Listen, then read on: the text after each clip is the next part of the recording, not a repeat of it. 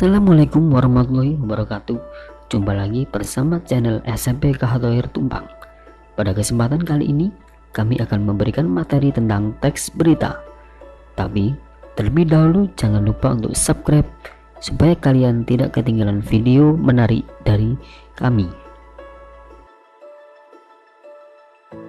Pengertian teks berita adalah teks yang melaporkan kejadian, peristiwa, atau informasi mengenai sesuatu yang telah atau sedang terjadi.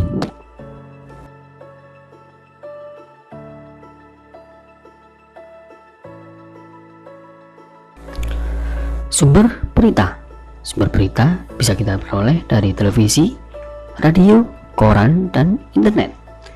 Di era globalisasi saat ini, internet merupakan sumber terbesar atau cara yang paling banyak digunakan untuk memperoleh informasi atau berita.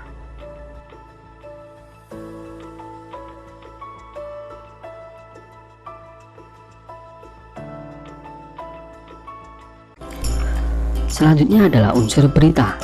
Unsur berita ada what, apa, where, di mana, when, kapan, who, siapa, why, mengapa, how, bagaimana. Nanti akan kita bahas satu persatu.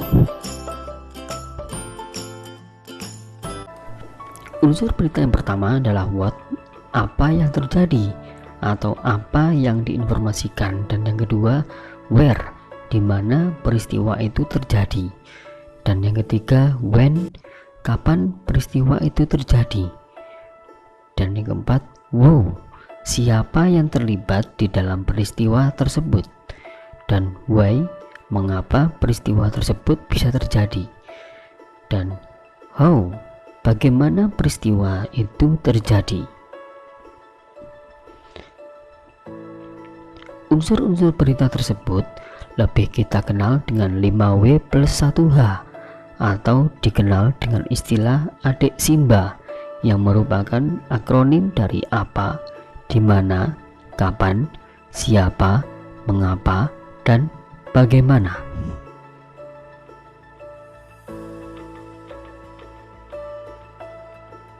Materi selanjutnya adalah struktur dan kaidah berita.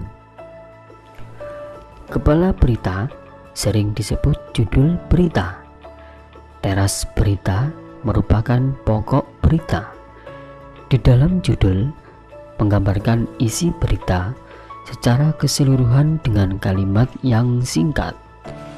Sedangkan di dalam teras berita merupakan pokok berita, biasanya bagian ini disajikan dengan informasi yang menggunakan rumus 5W plus 1H.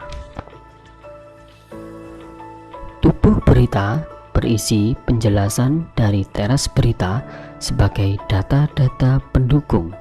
Bagian ini merupakan inti dari teks berita. Tubuh berita merupakan kelanjutan isi berita yang dapat memberitahukan secara lebih rinci tentang keseluruhan peristiwa atau informasi yang diberitakan. Sedangkan ekor berita merupakan penegasan dari informasi yang disajikan dan disebut juga kesimpulan.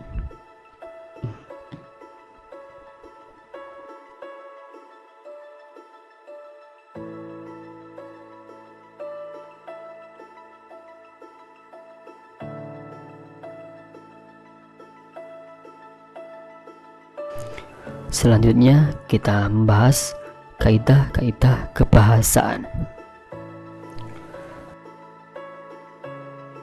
Yang pertama, penggunaan bahasa bersifat standar.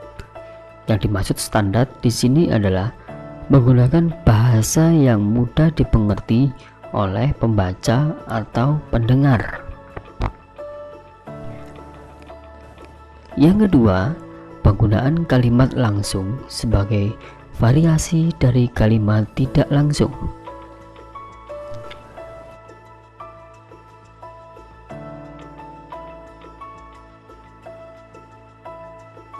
Yang ketiga, Penggunaan konjungsi bahwa yang berfungsi sebagai penerang kata yang diikutinya.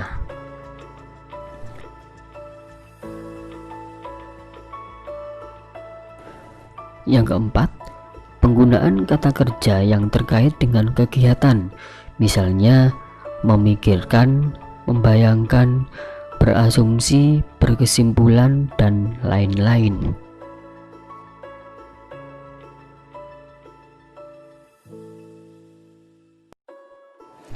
Yang kelima, penggunaan fungsi keterangan waktu dan tempat.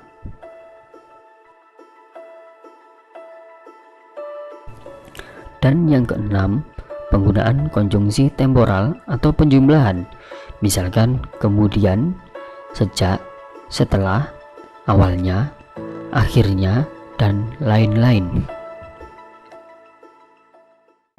Terima kasih dan sampai jumpa di materi berikutnya.